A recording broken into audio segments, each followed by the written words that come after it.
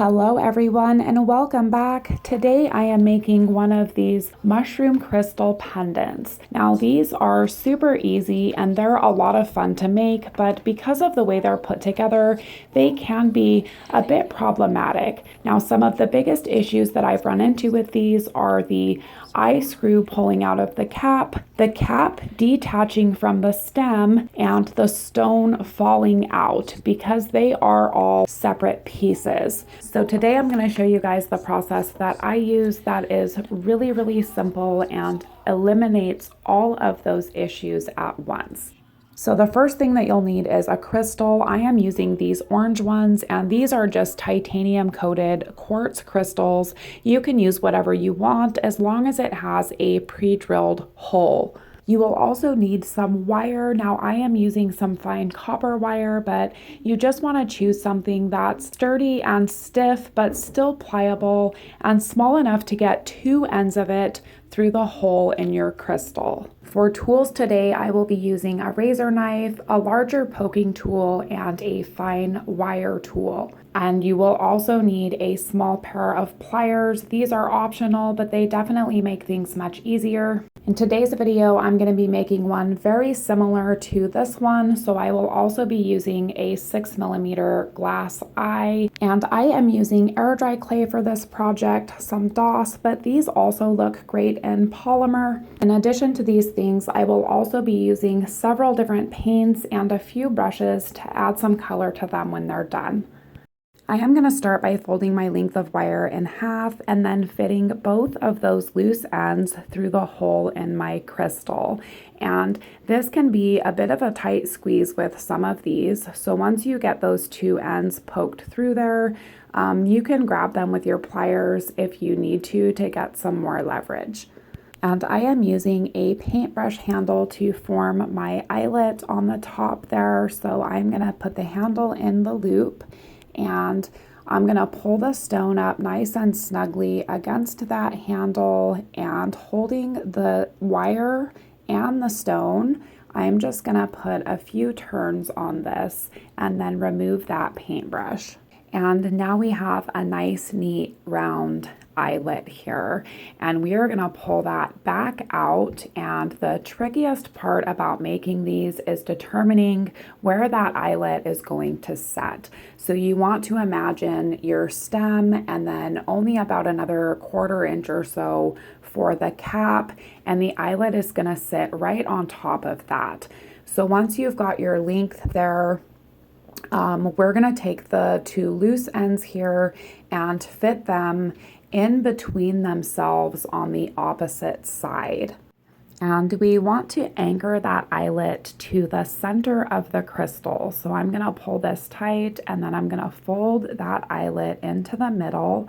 And I am just going to begin wrapping these loose ends around that stem there. And all of this will be covered, so it doesn't have to be neat or pretty. And now I've got a small piece of clay for the stem, and I am just rolling this into kind of a cone shape.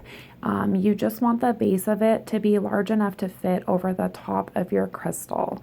And then I'm going to grab my crystal, and I am pushing that eyelet right through the center of that cone. And you just want to push it down far enough to expose the eyelet here on the top.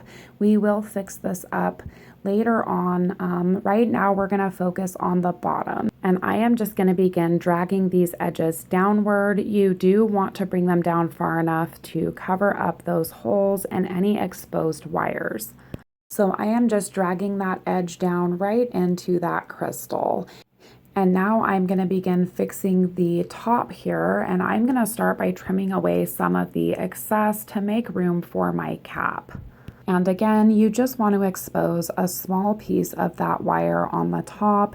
And now I'm going to smooth all this out and trim away some of this excess where I drug it down too far. This is what it looks like, and now we are going to add the eye, and I am using this purple one. And you want to place the eye directly in the center of the stem using the eyelet here as a guide to make sure that it's nice and straight and even. And once you're happy with the placement, you can go ahead and very gently press it into the clay, and then we're going to smooth the edges inward all the way around it so that it's well embedded. And now I have a really skinny strip of clay that I am going to be wrapping all the way around the eye. And I am using the side edge of my needle tool here to keep that clay nice and tight around the eye.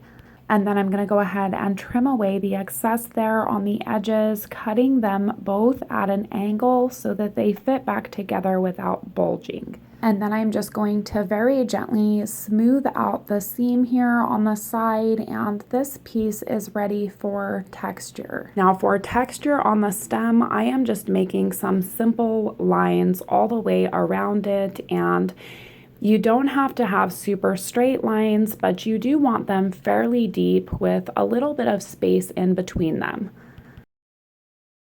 This is what it looks like, and now I'm going to add some little frills down on the bottom below the eye. So I'm using the flat side of my razor blade to just shave up a little piece here. And then I'm just gonna slowly pull it outwards so that it makes a little frill there. And I am gonna make several of these all the way around the stem. Again, only working below that eye. And as a final step, I am going to add some light dot work all the way around the base near the crystal and kind of trailing up underneath and in between those frills. This is what it looks like. Now I will be adding some moss to this as well, but I want to get the cap done first. So I have another piece of clay here, and I am going to start by rolling it nice and round and then pressing it flat on the bottom only, keeping it nice and rounded on the top and around the edges. And then I'm going to pick it up, and I am just going to begin thinning and sharpening that edge there all the way around, again trying to keep everything nice and round.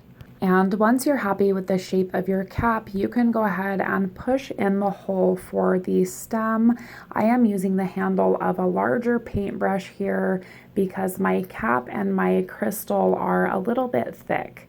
And coming back to that needle tool, I am going to begin cutting in the lines for the gills. And I am working in sections, making nice straight lines and moving from the inside out to the edge. Here are those gills, and I am going to be using a very similar texture on the top of the cap as well. So I'm using the same tool, and I am just making some shorter, shallower lines, kind of randomly spaced all the way around the top edge of that cap. And now I'm using my razor knife to make some much deeper cut lines here and there around that cap as well.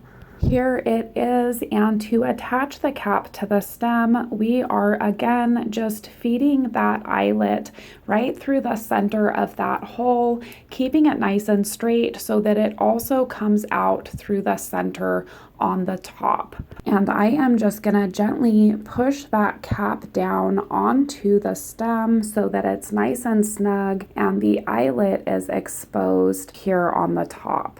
And now I'm just gonna clean up the inside of that eyelet there and re-smooth the surface so that everything's nice and clean. Here is the top of that cap, and the last thing I want to add to this is some moss. So I've got several small pieces of clay here, and I am just going to be placing them randomly down here around the base, and I am just working in sections. So I'm just going to place a few pieces and then texture them with my wire tool, and if you don't have a wire tool, you can achieve the same texture effect using a straight pen or fine needle. This is what it looks like, and that is it for the clay portion of this piece. I'm going to set this aside and let it dry, and I will be back with you guys for the paint process. Now my piece is fully dry, and I am going to start by painting the cap, and I am using 3 different colors. So I'm going to start with a ring of this dark purple on the top, followed by another ring of this much brighter purple. and then fading into a really pale pink around the edges. For the stem, I went with some bright orange and pale yellow to complement that crystal, and I used 3 different shades of green on the moss. The underside of the cap I painted white and drug it up around the edges just a little bit, and I washed the whole thing in a really dark brown to help bring out some of those textures. And the last thing to add is the dots on the top. I am using air dry clay slip for some additional texture, but white paint will do just fine. Here is the finished piece. Now you will want to use some type of sealer on this just to protect that paint job. All of these ones here I sealed with UV resin, but for this particular piece I used this Vividye gloss varnish. I just discovered this stuff on Amazon and I really love it. It offers a much smoother and shinier finish than the Mod Podge or the Deco Art varnish that I have here, and if you look at it compared to the one that I sealed with resin, there really isn't much difference in the finish in terms of glossiness. So I will leave a link for that sealer in the description below if you guys are interested. And I do have a short video on my channel for the crochet lanyard that I will link in the description as well. These are 100% cotton, they're comfortable and sturdy, and they look really good with these larger clay pendants. That is all for today, guys. If you enjoyed this video, please visit my channel and check out some of my other clay tutorials. And don't forget to like, comment, and subscribe if you haven't already. Thank you so much for watching, and I will see you next time.